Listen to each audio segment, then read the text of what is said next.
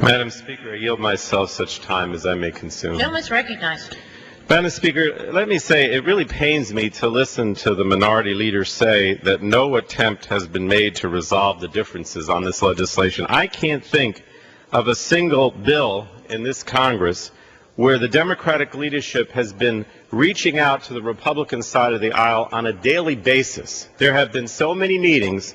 I mean, there have literally been hundreds of meetings trying to reach out to the Republican side in the House to try to reconcile differences on this bill and come up with a consensus piece of legislation.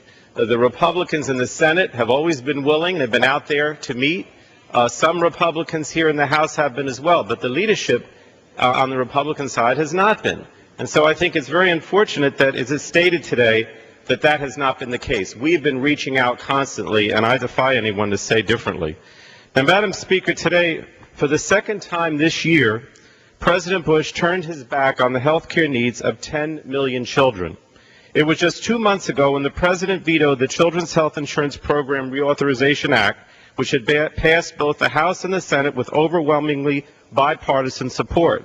Now, after that first veto, we came together once again, Democrats and Republicans, and wrote a different bill that addresses many of the President's concerns, including enrolling lower-income children first.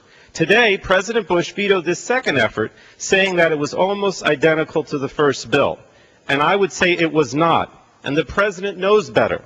The President's second veto of CHIP legislation is a slap in the face not only to this Congress, but to the millions of children who, without this bill, will continue to be uninsured or worse, basically lose the insurance they currently have. Every day, the parents of more than 9 million children worry about how their kids have an earache, strep throat, toothache, asthma, all this before they finally have to take them to the hospital emergency room.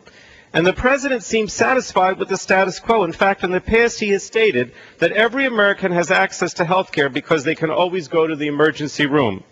Now, let me tell my colleagues, this fall I visited an emergency room in my district, and it was not a great place for a kid to visit.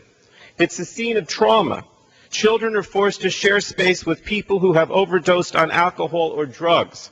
Most emergency rooms are overwhelmed with real emergencies and have few resources to treat people who need regular family care.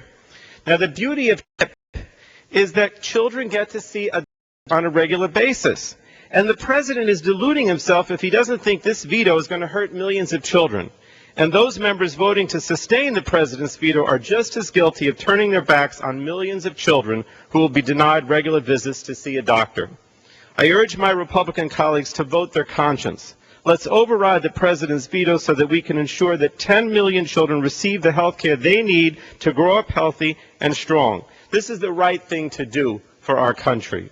And I reserve the balance of my time. The gentleman from New Jersey reserves his time. The gentleman from Texas.